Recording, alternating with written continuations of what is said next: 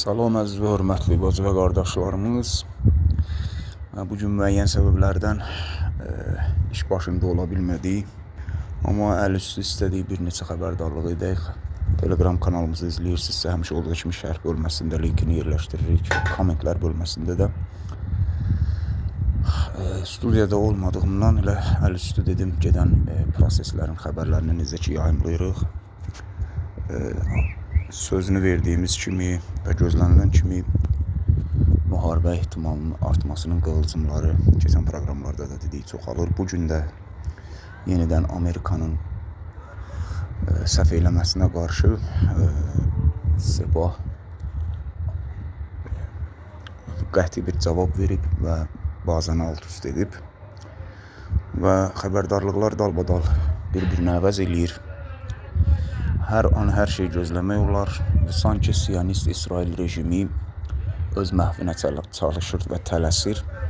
Bir növdə hesablamaları alt-üst eləmək istəyir ki, öz aləmində Trumpı bu cür məcbur eləsin böyük döyüşə. Bugün baxsaq bir sıra açıqlamalara Qalibov hər şey yerinə oturacaq açıqlamasını verir. Mohsin Rizai rəhbərin müşavirlərindən və müqəddəs müdafiə zamanında Sepahın baş komandiri olan Mohsin Rizai də digər açıqlama ilə yadda qalır. Artıq İran Silahlı Qüvvələrinin səbrinin bir həddi var. Sepahın kəşfiyyat bölməsi də bir açıqlama verir ki, hər kəs tufan əksə, külək əkər, o da tufan biçəcək.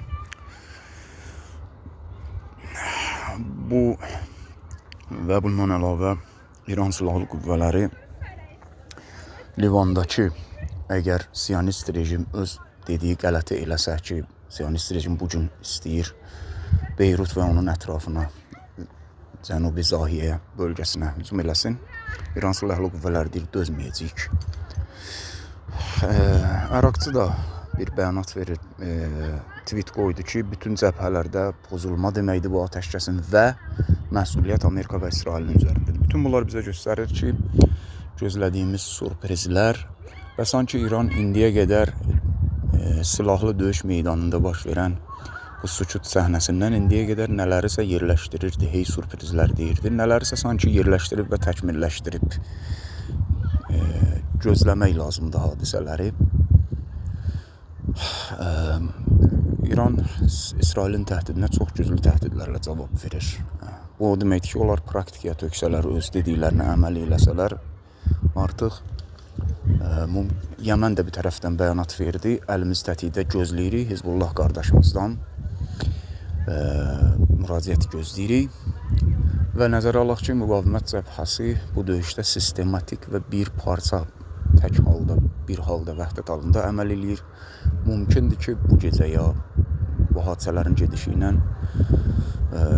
yaxın günlərə Siyonist rejimi hər tərəfli sürprizlərlə rastlaşa və Fars körfəzində Amerika daha böyük sürprizlərlə qarşılaşa bilər. Bunu da nəzərə alaq ki, İran indiyə qədər dediyimiz kimi bu sükut dövründə müəmmalı rəftarı ilə yadda qalır.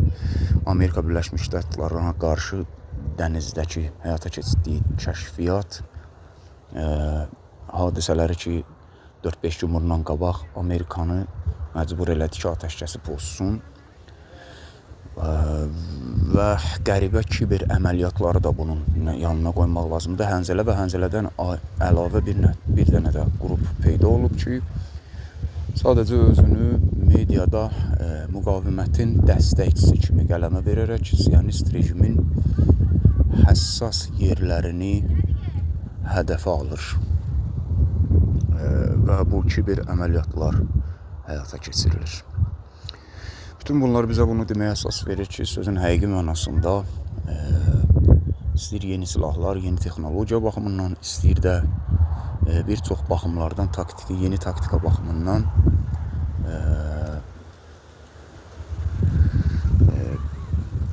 qarşı tərəfi böyük sürprizlər gözləyə bilər. Hər halda sübh yaxındır, sizləri sübhün sahibinə əmanət edirik.